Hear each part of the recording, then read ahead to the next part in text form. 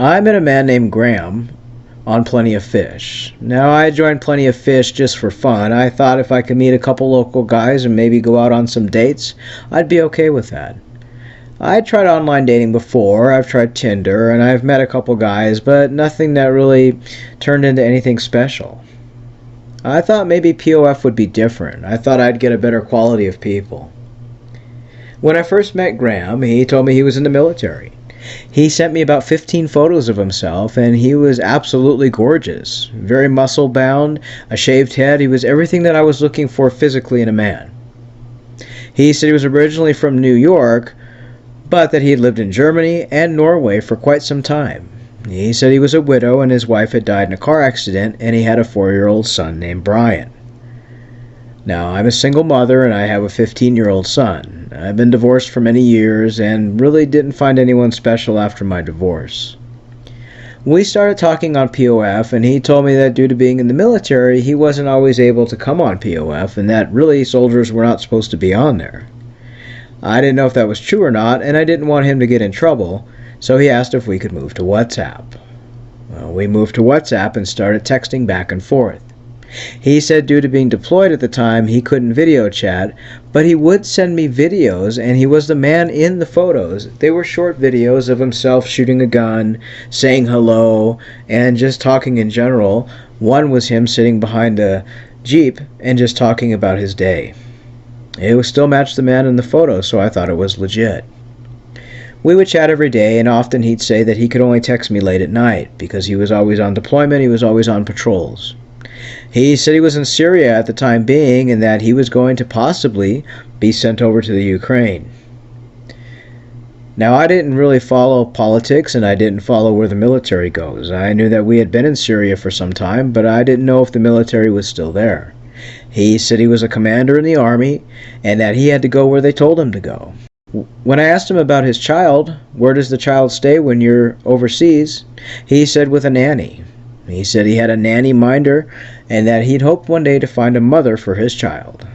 And I told him about me being a single mother, and he said we could be a family. It moved pretty quickly, but I was happy with the pace it was going. I kind of had feelings for him, and I was falling in love with him more and more and more. He would send me lots of photos of himself and little short video clips. He would send me I love yous and little teddy bear photos with a heart. He was a very sensitive and caring man. He said he grew up in an abusive family and that he wanted to shower his other half with love, and he'd hoped to find it with me. He asked for my address, and I gave it to him. About a week later, I received roses and a teddy bear, just like the photo of the teddy bear he'd send me online. He was the sweetest man I knew, and he tried really hard to make me really fall hard for him, and I did. As the weeks went by, we talked about marriage. He said he would be home for Christmas, and I was excited about that. We would only have to speak a few more months to be apart, and then we could be together for Christmas. He asked me to send him a list of things that I would like him to buy me for Christmas, and I told him I'm a simple woman. I don't need flashy and extravagant. I just wanted him. He sent me photos of some diamond necklaces, and he said he was able to buy something for me while he was deployed. He said he had some gold for me, and he wanted me to have this beautiful gold necklace. I told him he didn't have to buy my affection, that I was in love with him, and he said he was in love with me too. He then asked me for my address again, which was kind of odd because I knew he had already had it before when he sent the flowers and the teddy bear. But needless to say, I gave it to him again. He said he was going to send it on to a shipping company that works for the U.S. Army and that he wanted to send me a gold necklace and some poems that he hand-wrote for me. I felt very special, and he made sure to make me feel special. As time went on, he made me feel like I was the only woman in the world and that I was very beautiful. And it's something I've never been really felt or told before. A few days after he had asked me for my address, I ended up getting an email from a shipping company. It said they were from the U.S. Army. It had the official Army stamp and everything on the document. They said that he tried to send a package to me and that they needed to verify my address and they needed a copy of my driver's license because it's a government-issued package and they need to make sure that I'm legit.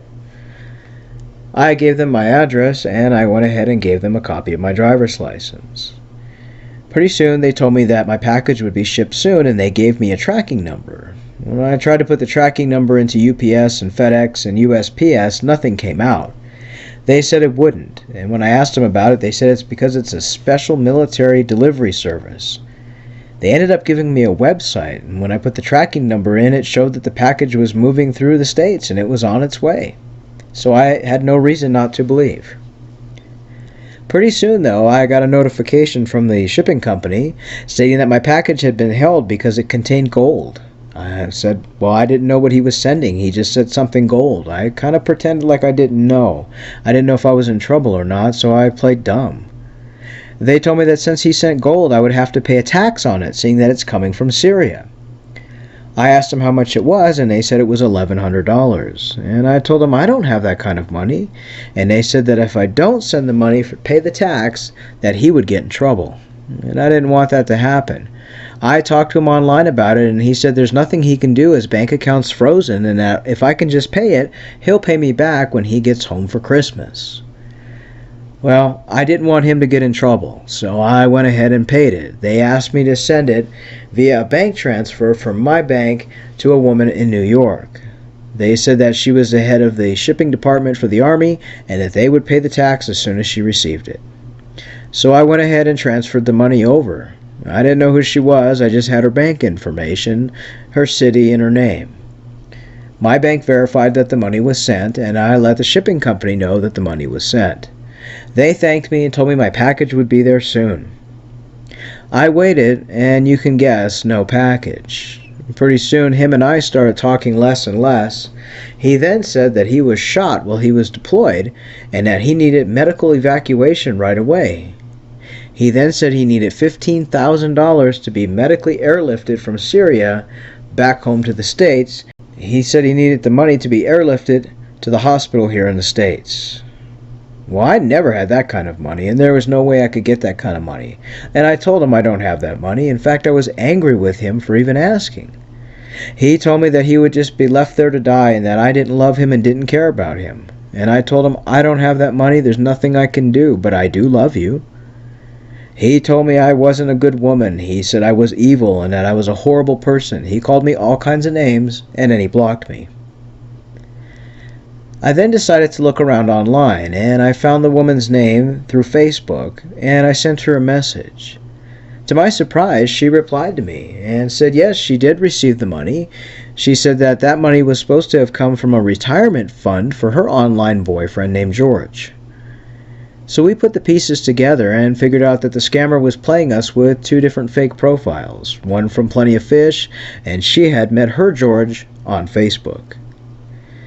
She ended up apologizing to me because she didn't realize that she was being scammed and that the money that she had gotten from me was from a scam victim. She was supposed to forward the money on to Ghana to send it to a special agent over there. She ended up sending the money back to me, and we both blocked our, quote, online boyfriends. I was very thankful that I got that money back. But I learned a hard lesson to never ever trust online, especially when you're talking to an unknown military person, as it's only a fake profile. The lady that I talked to also blocked her boyfriend, and she learned a lesson too because she had been buying iTunes gift cards for her so-called man. Thanks for letting me share my story, and I hope it helps you. We'd like to thank you for sharing your story. If you have a story with an online scammer, you had an encounter with one, or you sent money, or you didn't, we'd love to hear it. Your story may help others, and it may help you by sharing. You can inbox us your story on Facebook through the page Scamming Scammers Action, or send us an email, scammingscammers@gmail.com. We will narrate your story into a video, and of course, as always, you can remain anonymous, or you can give as little personal information as you'd like. Thanks for listening. Take care.